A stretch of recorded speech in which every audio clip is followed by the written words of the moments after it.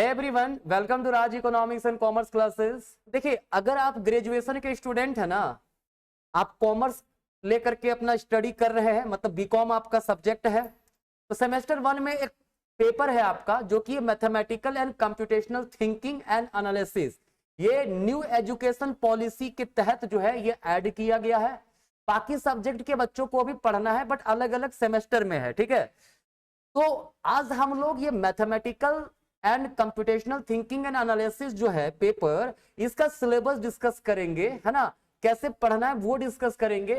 ध्यान रखिएगा, किसी भी यूनिवर्सिटी के स्टूडेंट हैं आप झारखंड में, चाहे रांची यूनिवर्सिटी हो, चाहे फिर VBU हो, चाहे NPU हो, चाहे BBMKU हो, या फिर SKMU हो, या कोल्हान यूनिवर्सिटी KU हो, इन सबों में ये मैथमेटिकल एंड कंप्यूटेशनल थिंकिंग का पेपर दिया हुआ है, ठीक है। तो अगर आप रांची से हैं और बीकॉम सेमेस्टर 1 का क्लास करना चाह रहे हैं, ठीक है, या फिर BA इकोनॉमिक्स का क्लास करना चाह रहे हैं सेमेस्टर 1 का, ठीक है ना, तो इसका क्लासेस स्टार्ट हो रहा है ना, तो कुछ ही दिनों में स्टार्ट हो जाएगा, ठीक है। आपके पास कॉन्टेक्ट नंबर दिया हुआ है, ये कोचिंग हमारे रांची में सिचुएटेड है ना। आप यहाँ पे इस नंबर पे कॉन्टेक्ट कर सकते हो, क्लियर है। तो हम लोग डिस्कस करेंगे कि भाई मैथमेटिकल एंड कंप्यूटेशनल थिंकिंग जो हमारा है, जो न्यू एजुकेशन पॉलिसी में ऐड किया गया है, इसका सिलेबस में क्या पढ़ना है हमें, ठीक है। तो देखिए, सबसे पहले याद रखिएगा, जो mathematical and computational thinking and analysis का जो पेपर है, इसका जब एग्जाम होगा 100 मार्क्स का होगा, पासिंग मार्क्स 40 रहेगा, ठीक है, 40 नंबर पासिंग मार्क्स है। जो भी क्वेश्चंस होंगे वो ऑब्जेक्टिव टाइप्स के क्वेश्चन होंगे। OMR सीट पर जो है आप एग्जाम इसका दीजिएगा, ठीक है। दूसरी बात, अब इसका अगर पेपर की बात करेंगे तो सिलेबस में जो यूनिट 1 है, इसमें स्टैटिस्टिक्स एंड प्रोबेबिलिटी पढ़ना है। देखो, मेजर्स ऑफ डिस्पर्सन पहला टॉपिक दिया है, लेकिन इसको पढ़ने के पहले आपको मीन मीडियन मोड पढ़ना पड़ेगा, क्योंकि इसका यूज आता है मीन डेविएशन वाले चैप्टर में, ठीक है।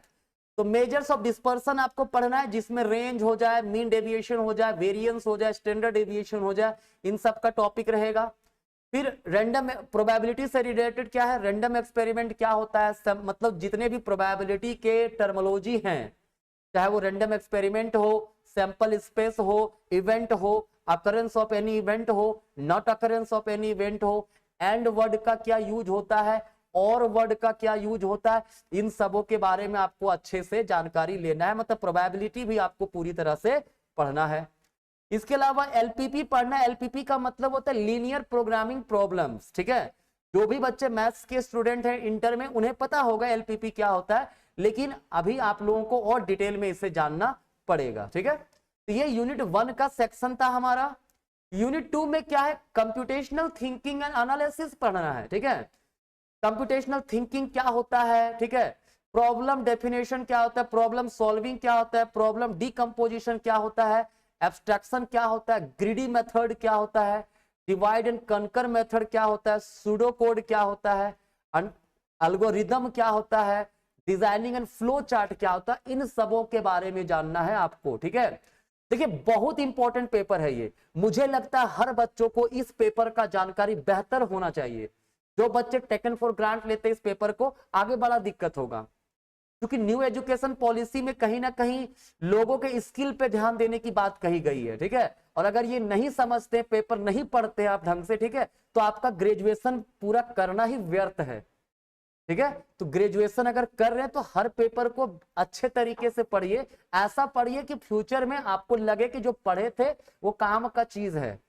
और अगर उड़ा उड़ा के पढ़ दीजिएगा ना, एग्जाम आएगा ले लेंगे कोई गेस्ट पेपर, पढ़ लेंगे, पास तो हो ही जाएंगे, अगर ये सोच के पढ़ रहे हैं तो इससे बढ़िया ग्रेजुएशन मत पढ़िए आप, ठीक है।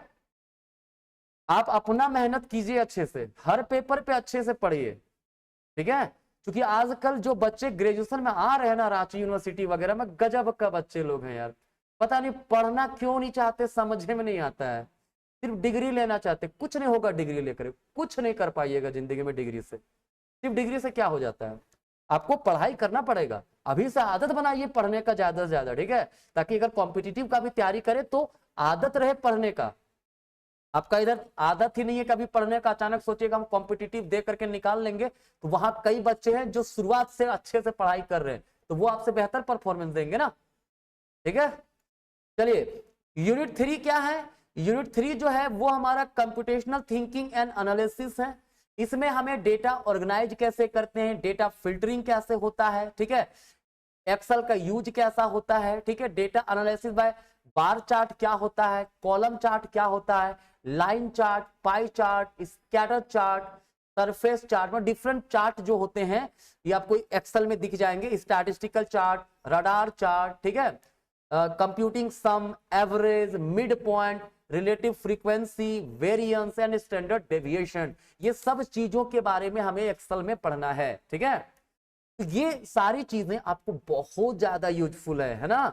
तो अगर आप रांची से चाहते हैं इस पेपर का क्लास करना, या फिर सेमेस्टर 1 में आपको पता होगा जो बच्चे बीकॉम कर रहे हैं, ठीक है, सेमेस्टर 1 में उन लोगों का क्या सिलेबस है, उन लोगों का जो मेन पेपर जो अच्छे से पढ़ना है, एक फिनेंशियल अकाउंटिंग दिया हुआ है रांची में, एक इकोनॉमिक्स दिया हुआ है, एक मैथमेटिकल एंड कंप्यूटेशनल थिंकिंग हमारा दिया हुआ है, ठीक है।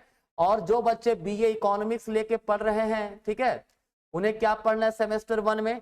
सेमेस्टर 1 में माइक्रो इकोनॉमिक्स पढ़ना है, क्लियर, और इसके अलावा पढ़ना है सॉफ्ट स्किल के बारे में, ठीक है। ये मेन हमारा पेपर है, बाकी कॉमन पेपर सभी का हर कॉलेज के अकॉर्डिंगली दिया गया है, ठीक है।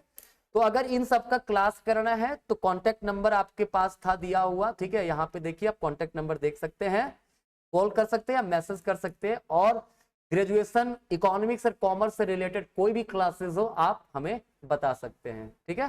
तो आज का मेरा यही काम था, syllabus, mathematical thinking and computation के बारे में आपको बताना। बाकी मिलेंगे नेक्स्ट क्लास में, इससे रिलेटेड वीडियोस भी आपके आएंगे, ठीक है। तो चलिए आज कहीं तक, धन्यवाद।